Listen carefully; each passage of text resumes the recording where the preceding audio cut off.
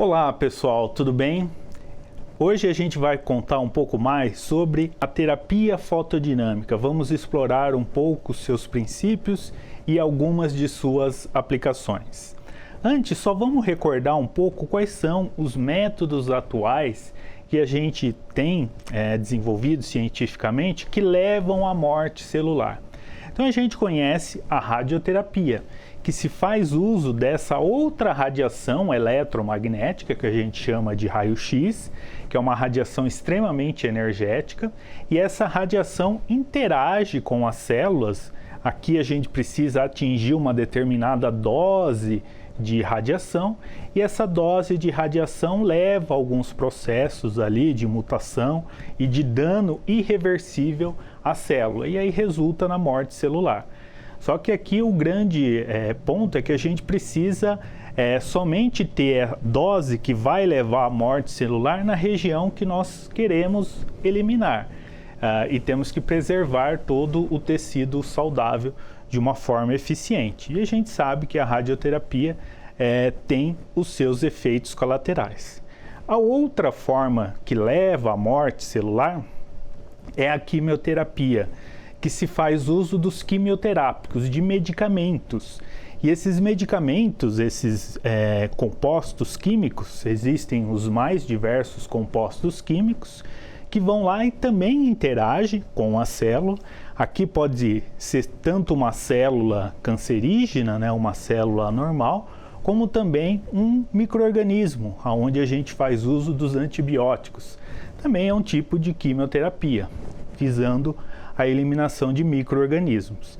E esses medicamentos, esses quimioterápicos, também interagem com a célula.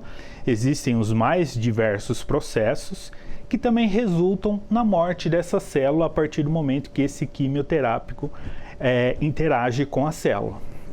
E aqui, quando a gente pensa em tratamentos de câncer, nós também temos muitos efeitos colaterais. O medicamento ele não age somente e exclusivamente nas células-alvo. Ele sempre acaba agindo em algumas outras células também, e a gente tem efeitos colaterais.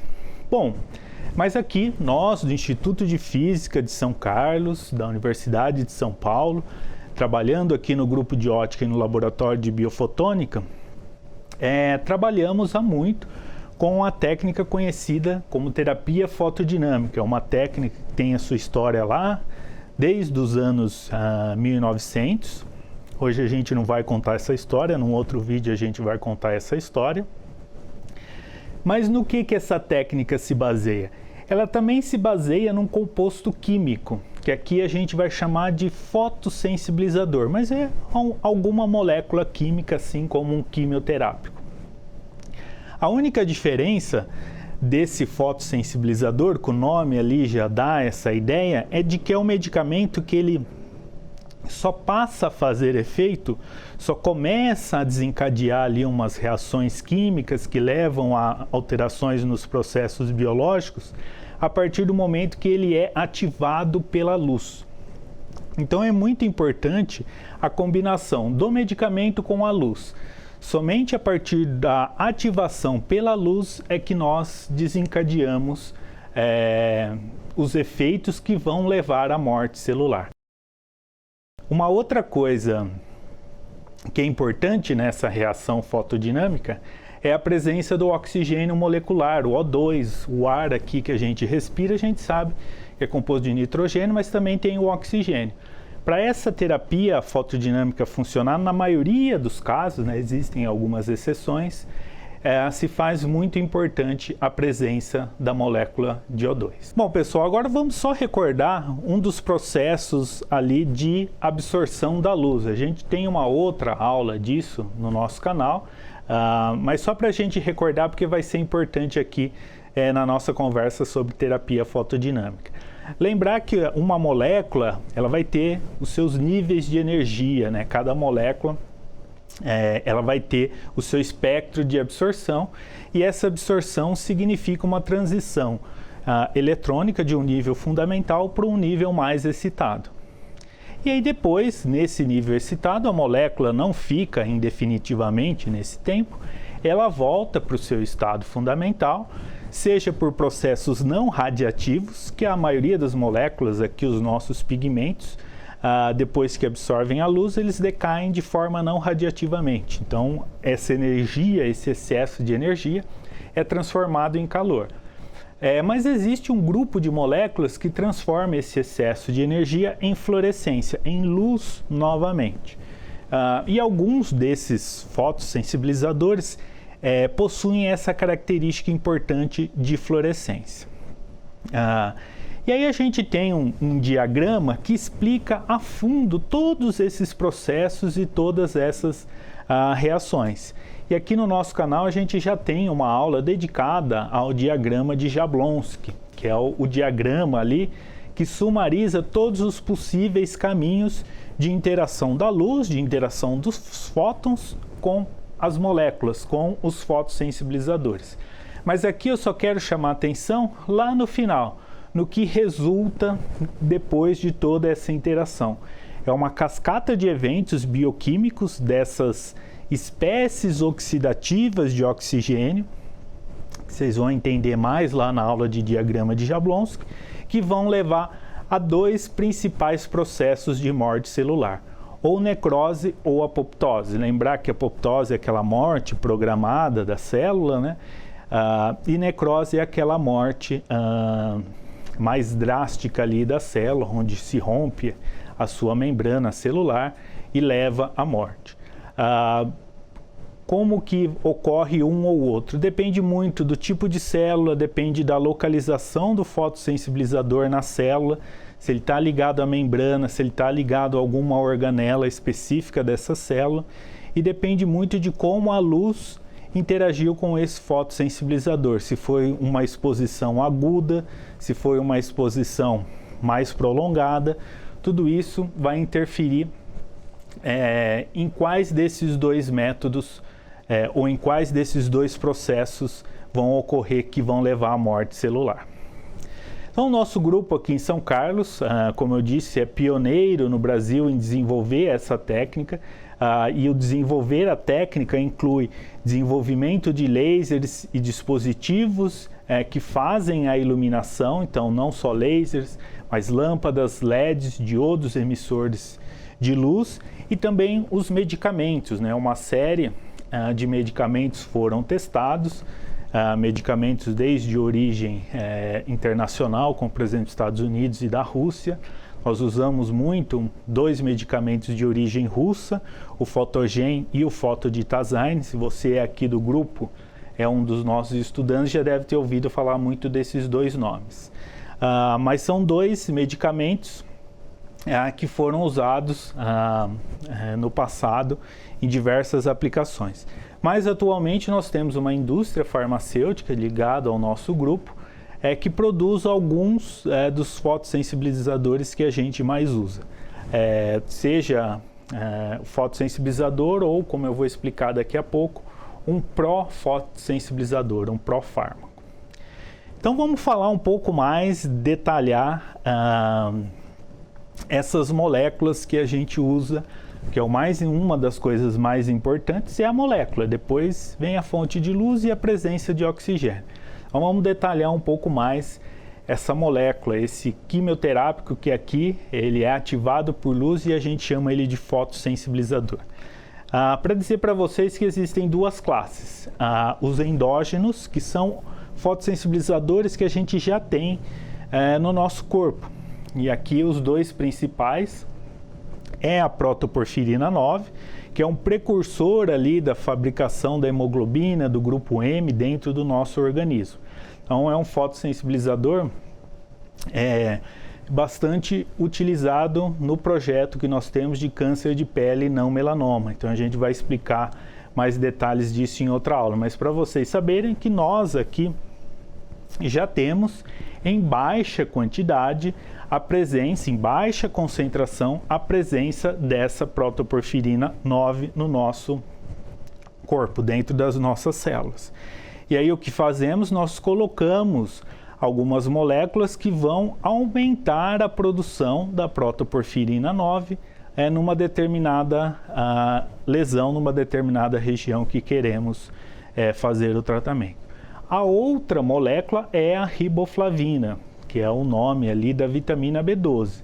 Ela também tem ali algumas aplicações, como por exemplo, no tratamento de sepse. Então na corrente sanguínea se coloca um pouco de riboflavina. Então existem alguns estudos também utilizando esse fotossensibilizador endógeno. E aí a gente tem uma série de fotossensibilizadores exógenos. E aí aqui a gente até divide em gerações, fotossensibilizadores de primeira, segunda e terceira geração. Aqui nessa aula eu não vou entrar em detalhes disso, mas basicamente os de primeira geração são aquelas moléculas um pouco mais simples, de segunda geração são aquelas moléculas que foram um pouco mais trabalhadas ali, que foram depois desenvolvidas para alguma aplicação em terapia fotodinâmica. E de terceira geração são nanopartículas, são fotossensibilizadores que são combinados com anticorpos, são moléculas ainda mais trabalhadas e ainda mais específicas para uma determinada aplicação. Então, aqui eu cito algumas classes desses fotossensibilizadores exógenos, como por exemplo as porfirinas, né? Então são moléculas ali derivadas da protoporfirina 9 ou derivados da hematoporfirina, que são de origem animal, a gente pode dizer assim. As clorinas da clorina E6, lá também da clorofila, que são moléculas ali de origem vegetal, né? Então tanto a porfirina quanto a clorina são moléculas semelhantes, e a porfirina vem lá do grupo M, né, da hemoglobina do nosso sangue, enquanto a clorina vem da clorofila, né, uma molécula muito parecida ali com a clorofila. E depois nós temos outras moléculas, fitalocianinas, alguns corantes como a curcumina. Então são pigmentos ali que dão cores a algumas coisas, que a gente chama de corantes. E a principal delas aqui de trabalho do nosso grupo, que eu vou citar, tem a curcumina, mas tem o azul de metileno, tem o rosa bengal. Existe uma série de outras moléculas corantes que tem como característica serem até moléculas pequenas, do ponto de vista ali estrutural químico. Não são moléculas que possuem grandes anéis como as porfirinas, clorinas e bacterioclorinas também, né, que são uma classe ali de fotossensibilizadores.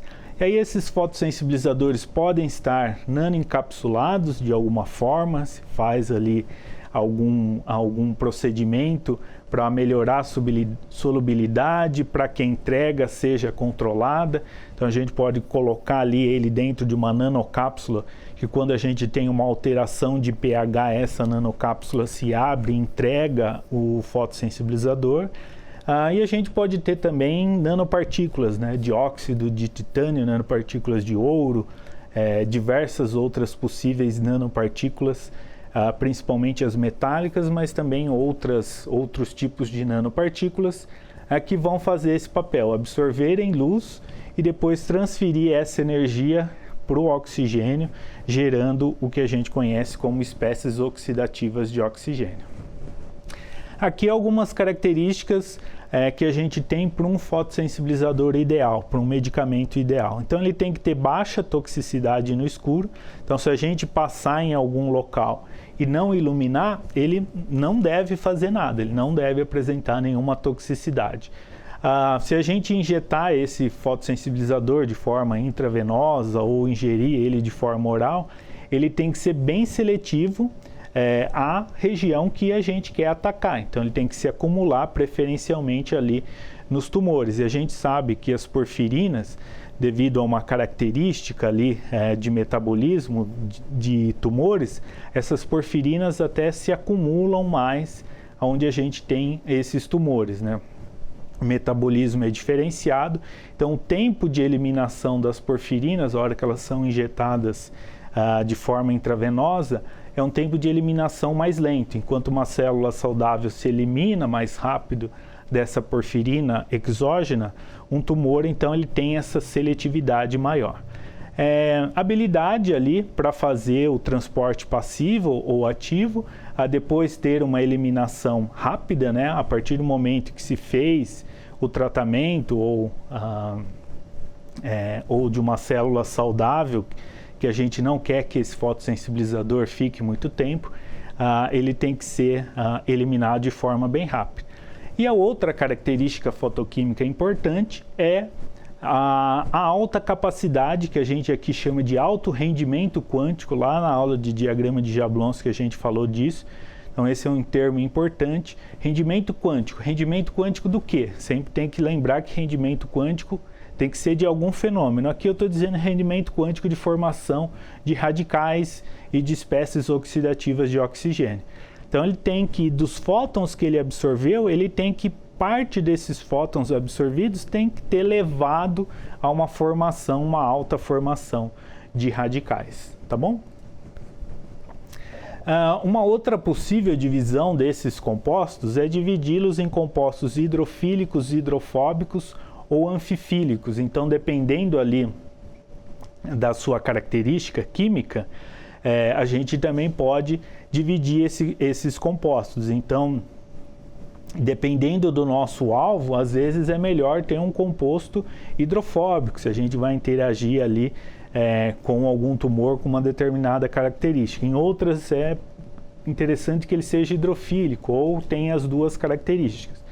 E tudo isso, essas características químicas, vão também levar a uma consequência que é em que localização dentro de uma célula, em que local ali, esse fotossensibilizador vai interagir de forma preferencial. Então, essas características químicas, como por exemplo, se a molécula ela é catiônica ou aniônica, na hora que a gente for falar de inativação de micro-organismos, essa carga do fotossensibilizador também é importante. Se a gente quiser, vocês sabem que bactérias são divididas em gram positivas e gram negativas. Se a gente quiser inativar as grãs negativas, é melhor ter um composto que seja catiônico, para interagir ali com as bactérias gram-negativas, do que um composto neutro. Então essas características químicas são importantes ali para em quais tipos de interação a gente vai ter entre a molécula e as células e o nosso alvo. Com relação à localização, eu já falei um pouco, né? Então existem fotossensibilizadores que, devido à sua característica química, a gente não vai entrar em detalhes nessa característica química, mas existem moléculas que se acumulam preferencialmente na membrana celular, enquanto outras se localizam melhor na mitocôndria, no núcleo e assim por diante. A gente aqui consegue fazer através de microscopia óptica confocal, já fizemos alguns trabalhos, mostrando ali qual é a colocalização. Então, dependendo da molécula, a gente consegue saber de uma forma ali, através de imagens de fluorescência, bem que organela esse fotossensibilizador está ligado. Então, como eu disse, o caminho de morte celular passa também por essa localização. Então, a gente pode, dependendo da característica do fotossensibilizador, ter mais processos de morte por necrose ou por apoptose.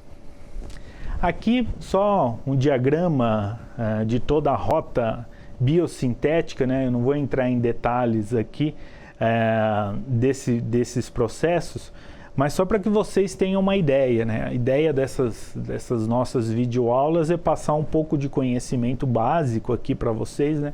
E depois ir se aprofundando. Então, muitos trabalhos no nosso grupo utilizam o ALA, ou a sua forma metilada ali, chamada M-ALA, ou MALA, no projeto, por exemplo, terapia fotodinâmica, que a gente faz lá, principalmente no Amaral Carvalho, em Jaú. Então, ali o que a gente passa nesse ALA, o ALA, na verdade, é esse ácido aminolevulínico, esse ácido 5-aminolevulínico. Então, esse ALA, que é esse ácido, ele entra dentro da célula e aí vocês estão vendo aqui no nosso diagrama que o ALA é um dos precursores, faz parte ali de toda essa rota biosintética que vai levar à produção da hemoglobina lá do grupo M. Então, se a gente coloca mais desse ingrediente, mais do ALA ali dentro da rota biosintética, a célula acaba produzindo mais esse composto que a gente chama de protoporfirina 9, tá bom? Então, o ALA ele é o ingrediente que a célula usa para produzir o grupo M. Se a gente vai lá e adiciona mais desse ingrediente, a gente também induz a produção maior de protoporfirina 9. E aí a gente pode ali colocar algumas outras moléculas que param esse ciclo a hora que a gente tem a presença da protoporfirina 9, não deixa evoluir até a produção do grupo M. Então a gente, com compostos químicos, coloca tanto o ALA quanto outros compostos que vão depois levar a produção ao aumento da produção, né? Lembrar que a gente já tem, toda célula já tem um pouco de protoporfirina 9. O que a gente faz quando coloca a ALA é aumentar ainda mais essa produção de protoporfirina 9. E aí essa técnica de terapia fotodinâmica, ela pode ser usada para câncer, e aí o nome terapia fotodinâmica é principalmente aplicado na oncologia, mas a técnica também é aplicada no controle microbiológico. Então a gente chama ali de antimicrobial photodynamic therapy ou photodynamic inactivation, né? Inativação fotodinâmica, são os nomes ali mais corretos para quando a gente fala de controle microbiológico. Então o termo terapia fotodinâmica é mais para oncologia e o termo inativação fotodinâmica é mais no controle biológico, que também pode se extrapolar ali para o meio ambiente. Então só lembrar, para termos morte celular, fotossensibilizador, luz, que vai ativar esse fotossensibilizador, oxigênio, e vai levar à morte celular. Então se nós temos uma lesão, primeiro temos que administrar de alguma forma esse fotossensibilizador para que ele se acumule preferencialmente na lesão, e depois adicionarmos a iluminação no nosso alvo. Aqui só para mostrar um dos primeiros médicos alemães que estudaram os efeitos da protoporfirina 9.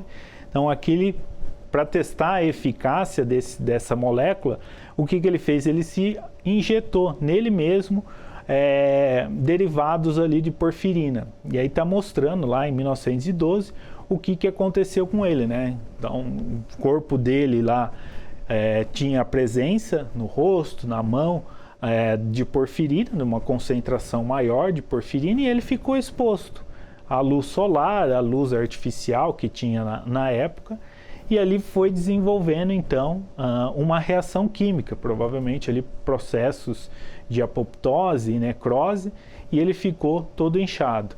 Mas aí depois de um tempo, como a dose ali de fotossensibilizador era baixa, ele acabou sobrevivendo, né? Voltou à sua normalidade, deixou de ser sensível à luz. Então essa é uma característica de quem tem, de quem vai fazer esse tratamento, em algumas circunstâncias fica sensível à luz. Então um dos efeitos adversos, dependendo da forma como esse fotossensibilizador é administrado. Se for tópico, como eu vou mostrar ali, onde a gente passa o creme contendo ALA, ali bem tópico, esse fotossensibilizador não se espalha pelo nosso organismo, mas de forma injetável, esse fotossensibilizador vai estar na corrente sanguínea e vai atingir outras células e tecidos, que não só as alteradas. Então é interessante a pessoa ficar protegida da luz. Então existem algumas doenças, né? A porfíria, que são pessoas que têm uma quantidade maior de porfirina, não são pessoas sensíveis à luz, né? Então, para quem tiver curiosidade, isso talvez esteja associado com a história dos vampiros, né? Que não podem sair à luz do sol e tudo mais, mas na verdade talvez seja ali a presença de um fotossensibilizador no seu organismo, que quando exposto à luz leva a uma reação fotossensível. Bom, mas vamos lá, pessoal, vamos só lembrar aqui os processos que sumarizam a terapia fotodinâmica em oncologia. Então, se nós temos um tecido aqui saudável em A, em algum momento ele pode surgir um conjunto de células alteradas.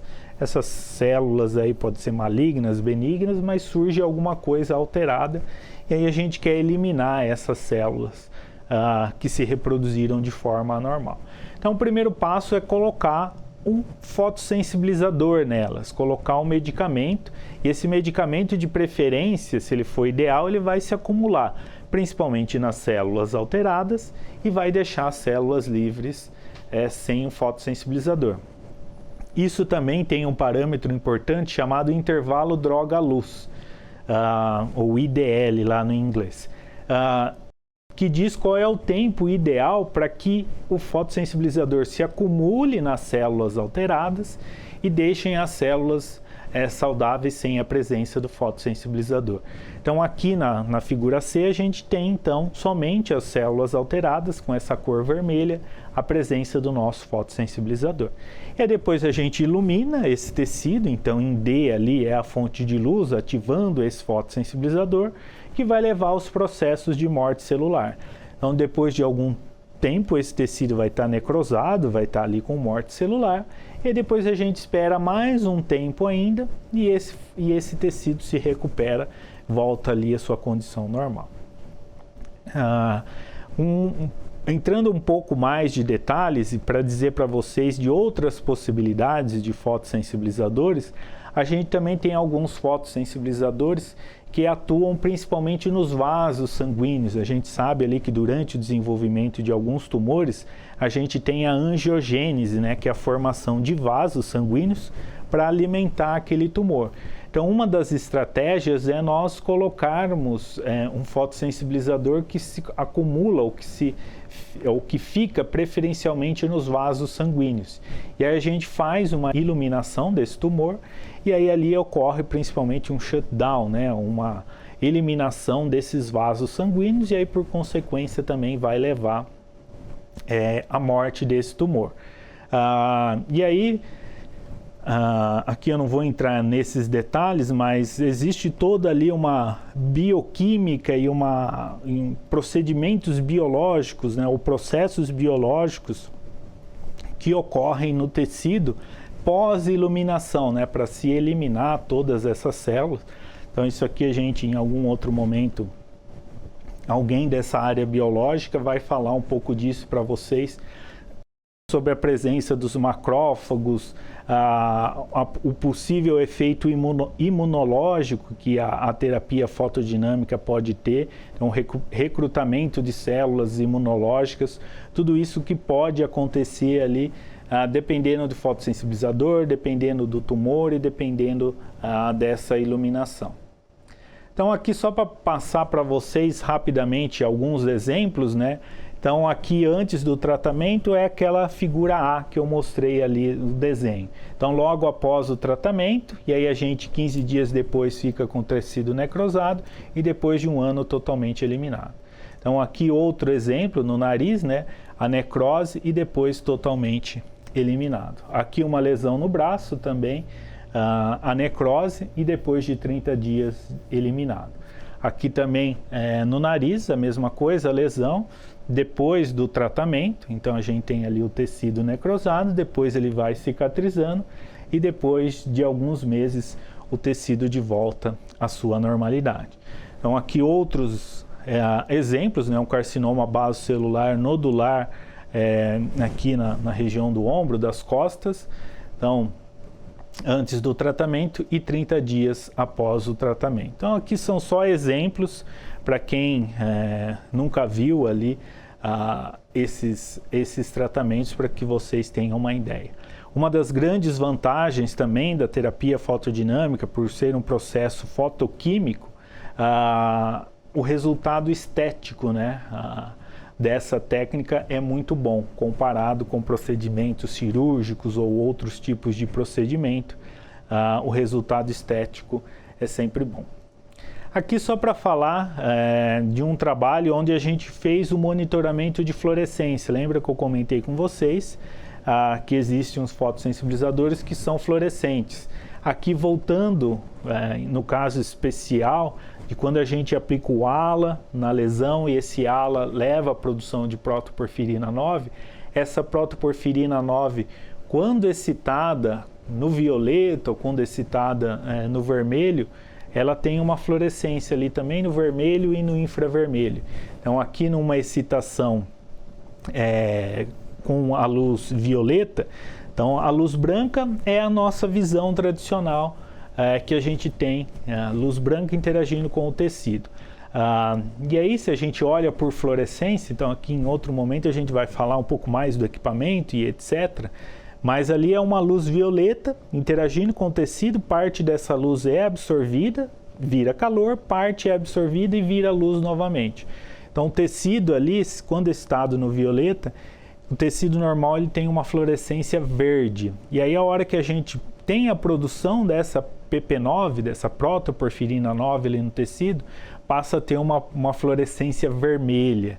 E aí essa fluorescência vermelha ela é um indicativo ali para a gente diferenciar tecido normal e tumoral, porque o tecido tumoral vai ter essa produção maior de PP9, então vai ter essa fluorescência maior de PP9 e pode ser utilizado também para marcar a ocorrência da terapia fotodinâmica, porque durante a terapia fotodinâmica esse vermelho tem que ser consumido, né? O medicamento ali ele vai sendo consumido e vai desaparecendo, né? Então uma das características também de uma iluminação é que as espécies oxidativas geradas também vai interagindo com o próprio fotossensibilizador, então vai degradando esse fotossensibilizador.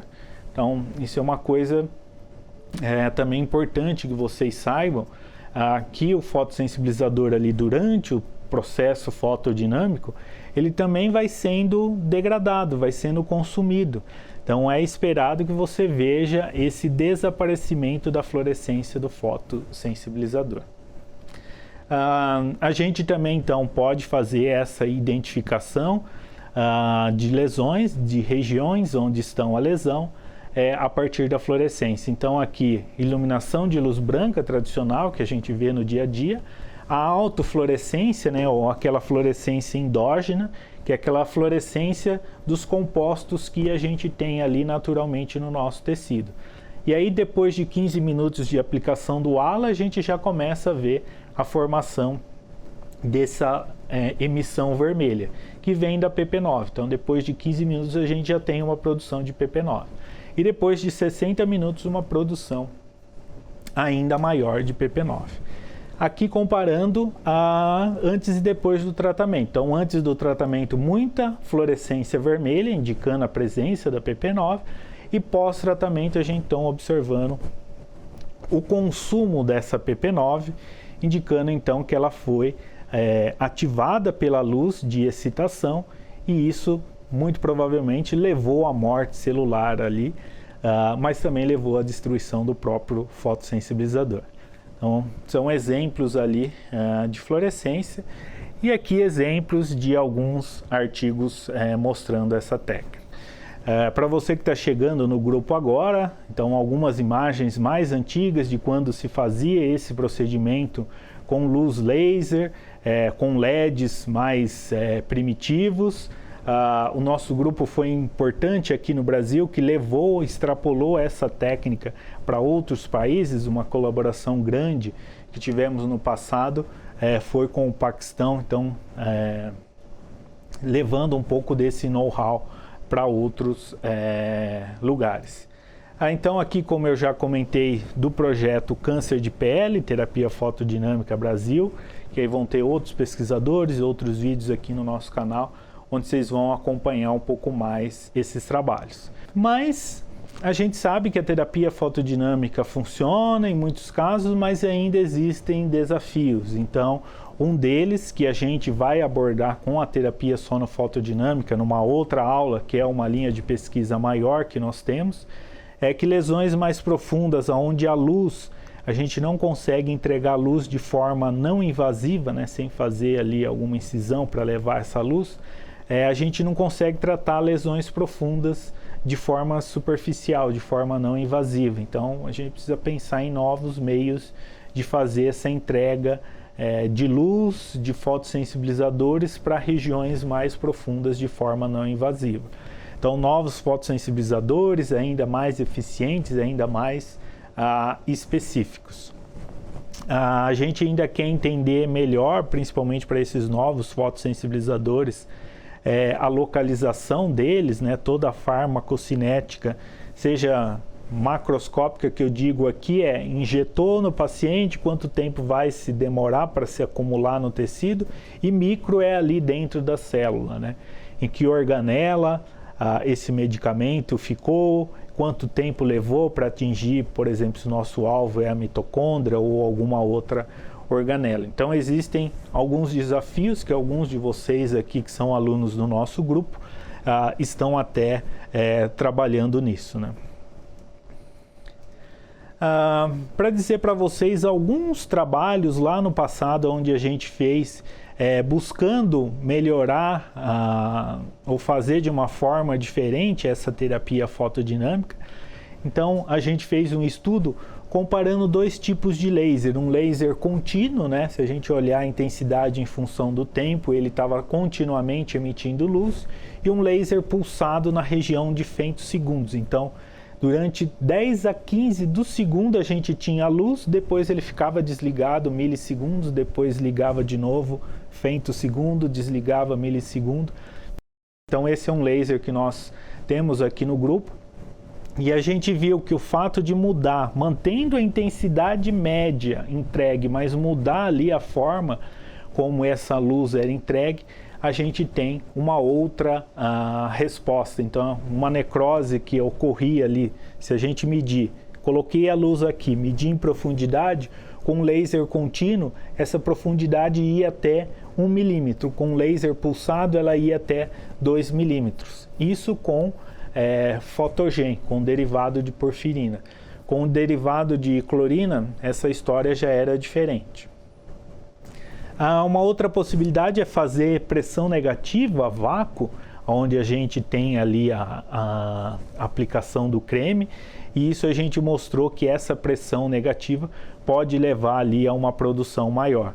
Se vocês olharem o vídeo dos trabalhos recentes, vocês vão ver que a gente tentou também com sucesso variar a temperatura, colocar outras moléculas para induzir uma produção maior de protoporfirina 9.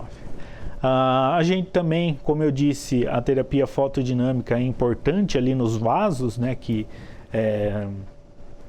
levam nutrientes para o tumor.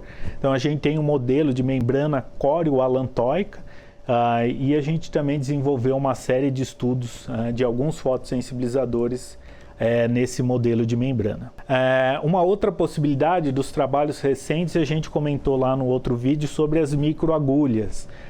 Mas no passado também teve uma série de pesquisadores aqui que desenvolveram e observaram os efeitos de se fazer microfuros com laser, fazendo ablação a laser, também com laser pulsado em femtosegundo, e mostraram também que a gente pode melhorar essa entrega fazendo esses microfuros com laser.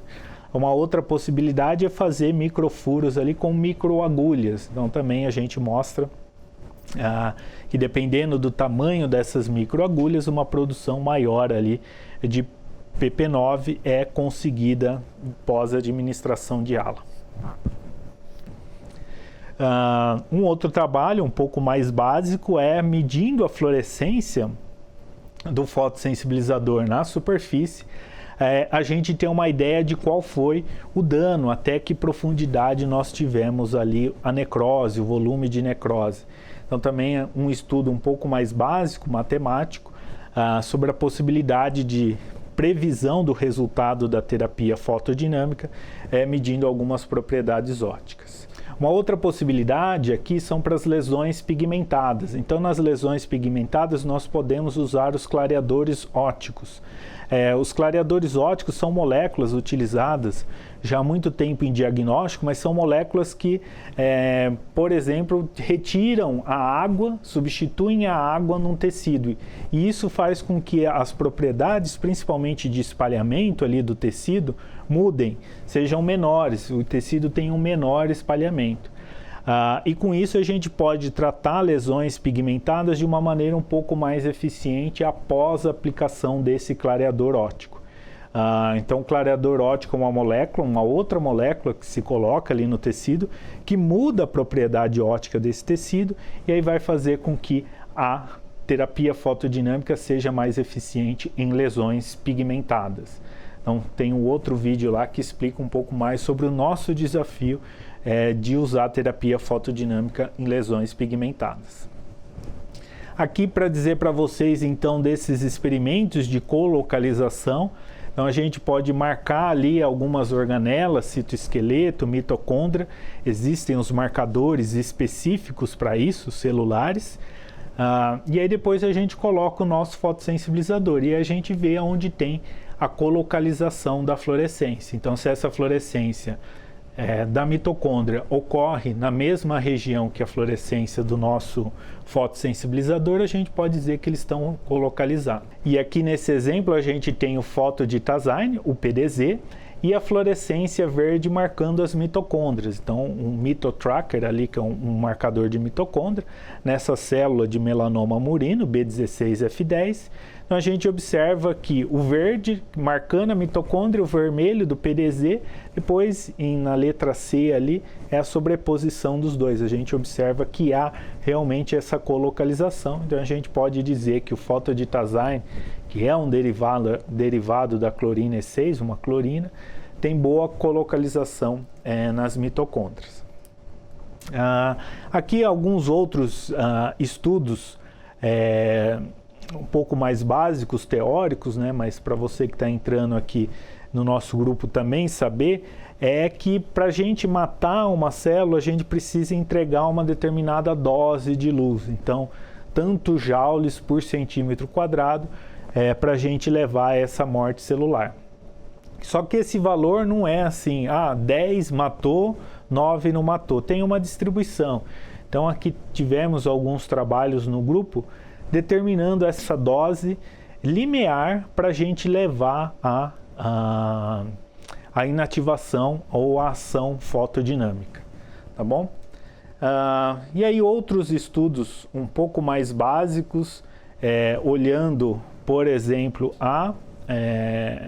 somente a molécula de fotossensibilizador, qual era a sua dependência de degradação com a concentração de oxigênio. Então, a gente sabe, quanto mais oxigênio, mais degradação vai ter, não é necessariamente sempre verdade, né? Existem ali limitantes. E a mesma coisa ao contrário, se a gente remover todo o oxigênio, significa que não tem ação fotodinâmica? Na verdade, não. Então, pode ser que exista ainda uma ação fotodinâmica, mesmo na ausência de oxigênio, mesmo em situações de hipóxia ali do tumor.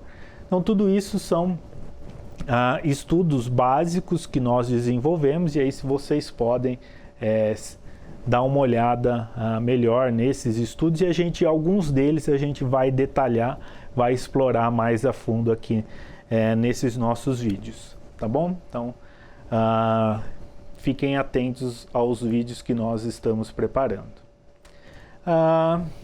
E aqui para falar rapidamente também da área de inativação fotodinâmica. Todo mundo sabe que os antibióticos que são usados para a inativação dos micro-organismos estão selecionando populações de bactérias. E essa seleção em algum momento vai levar a uma grande presença de micro-organismos resistentes a antibióticos. Então as superbactérias, que já é um problema até anterior do que a presença dos vírus. E qual que é a ideia aqui? Então, se temos um micro-organismo, uma bactéria, um fungo, ou mesmo um vírus, a ideia então é que o fotossensibilizador tem uma interação maior com essa bactéria, por exemplo, do que com a célula ali hospedeira, né? Por exemplo, eu tenho aqui uma contaminação com bactéria. Então, o fotossensibilizador ele precisa interagir melhor com a bactéria do que com o tecido da minha pele. Então, ele tem que ter essa interação e aí depois fazemos todo o processo análogo para a eliminação de células cancerígenas. Então, ativamos esse fotossensibilizador com luz e essa ativação leva à produção de espécies oxidativas de oxigênio. Aqui eu estou destacando principalmente o oxigênio singleto. Então, esse oxigênio singleto, lembrar que o nosso O2 aqui do ar, no estado fundamental, ele é o oxigênio tripleto. Então, é o 3O2. Quando a gente fornece energia para ele, ele vira o oxigênio singleto, então 1O2. Lá na nossa aula de diagrama de Jablonski, a gente falou um pouco o que é singleto, o que é tripleto. Mas então temos a produção de, por exemplo, do oxigênio singleto, que é uma espécie oxidativa de oxigênio, é um ROS, né? Reactive Oxygen Species.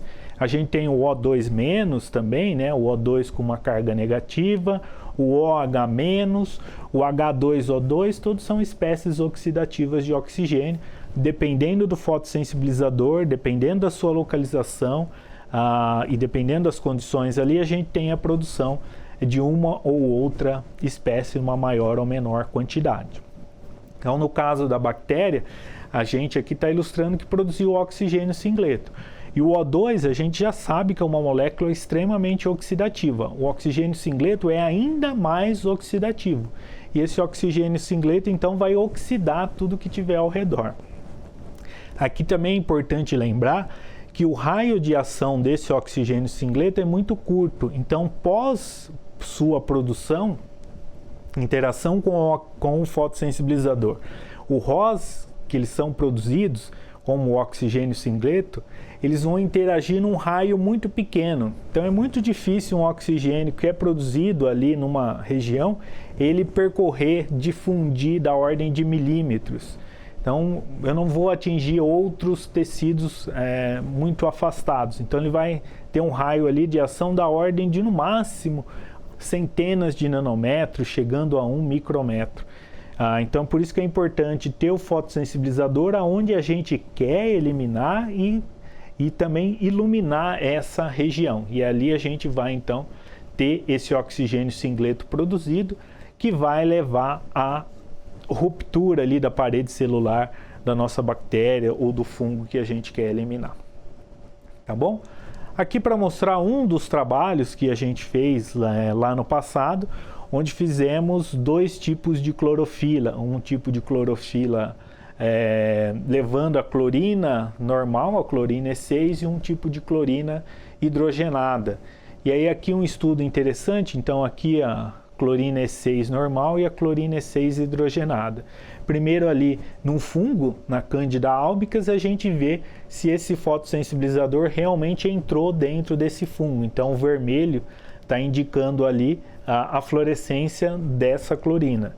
Então a gente observa que essa clorina realmente entra dentro da Cândida. E depois fazendo alguns tratamentos aqui ao lado, então, por exemplo, contra o Staphylococcus aureus, a gente vê que dependendo da concentração de fotossensibilizador e da dose de luz, a gente tem a inativação fotodinâmica aqui medida em logs de unidades formadoras de colônia. Um outro estudo bem importante para um outro tipo de fungo é o fungo causador da micose, aqui utilizando a curcumina como fotossensibilizador especialmente. Então se aplica a curcumina, se aplica a luz azul, que a curcumina aqui é ativada pela luz azul, enquanto a protoporfirina 9 e a clorina E6 são ativadas ali na região do vermelho. E um outro tipo também de fungo, de um trabalho bem interessante, um pouco mais antigo nosso, é do Pythium, que é também um fungo causador ali de enfermidades, principalmente em animais, em cavalos. Então a gente tem essas feridas e pós aplicação de fotossensibilizador e de sessões de inativação fotodinâmica, se consegue eliminar essa pitiose, esse fungo causador ali dessa doença, né? O Pythium que causa a pitiose. E aqui falando um pouco mais sobre a curcumina, que é um dos fotossensibilizadores bastante usados. E aí se pensou em várias formulações, usando nanopartículas, por exemplo, de PLGA. Então, diferentes formulações dessa curcumina. Então, em outra aula a gente vai explorar mais a curcumina. Aqui um estudo clínico, né, comparando dois fotossensibilizadores, a curcumina natural e o Photogen, para fazer descontaminação da cavidade oral. Então, em vez de fazer o bochecho lá com Listerine, com Cepacol, fazer o bochecho com um fotossensibilizador e depois iluminar. Então, a gente vê que o fotossensibilizador ali também é bastante eficiente nessa eliminação ali, descontaminação da cavidade bucal. E aqui rapidamente para falar também é que a gente tem aumentos também de casos de dengue. Uma possibilidade de um trabalho aqui é de se utilizar fotossensibilizadores, né? Então, para quem não conhece, existe todo um lado aí do grupo que trabalha com isso. Para quem trabalha com isso, você vai ver que eu vou falar bem pouquinho aqui. Mas a ideia é a seguinte: se eu tenho ali um meio com água, onde eu tenho a presença de larvas, a ideia é colocar um fotossensibilizador. Ultimamente a gente está apostando mais na curcumina, mas a princípio poderia ser qualquer fotossensibilizador. Outros grupos no mundo usam outros fotossensibilizadores. Então, colocar esse fotossensibilizador na água, e aí a larva ela vai se alimentando ali do que tem na água, né? Ela vai filtrando o que tem na água, e em algum momento ela filtra e retém esse fotossensibilizador dentro dela, dentro da larva. E aí ela fica ali, a larva sem nada, né, ela está branquinha. A partir do momento que ela vai filtrando essa água para se alimentar, ela acaba também retendo curcumina dentro dela, ou qualquer outro fotossensibilizador. Aí ela fica vermelhinha. E aí essa larva está exposta à luz do sol, e aí começam as reações fotodinâmicas dentro da larva. E isso vai oxidar lá o intestino da larva, o seu trato digestório, que vai levar à morte dessa larva. Então eu vou evitar a formação dos mosquitos aí. Isso é interessante, várias questões de vestibular que a gente vai detalhar aqui em outros vídeos, vocês vão assistir aqui no nosso canal, explorando esse processo aí. Então aqui alguns trabalhos, e aqui uma imagem de microscopia de luz branca. Então esse amarelinho ali dentro da larva já é a presença dessa curcumina. E a gente também pode olhar por fluorescência. Então essa fluorescência verde é a presença da curcumina ali dentro da larva. E aí outros estudos onde a gente pode então ver que o fotossensibilizador entra dentro da larva, então a larva realmente filtra e captura esse fotossensibilizador, e aí dependendo de quanto mais dose de luz essa larva recebe, maior é a sua morte. Bom, pessoal, então essa foi uma aula aí não tão rápida, mas passando por todos os princípios básicos, bem básicos, né? A gente depois vai se aprofundar em outros, mas mostrando que as reações fotodinâmicas funciona em muitas situações, mas ainda precisa de aprimoramentos e tem as suas vantagens e desvantagens. Se você é aluno aqui do grupo, talvez até já esteja trabalhando em melhorar, em criar novas aplicações e também melhorar algumas das suas desvantagens. Tá bom, pessoal? Então isso é o que eu queria falar para vocês nessa aula de hoje, e fiquem atentos às próximas. Até mais!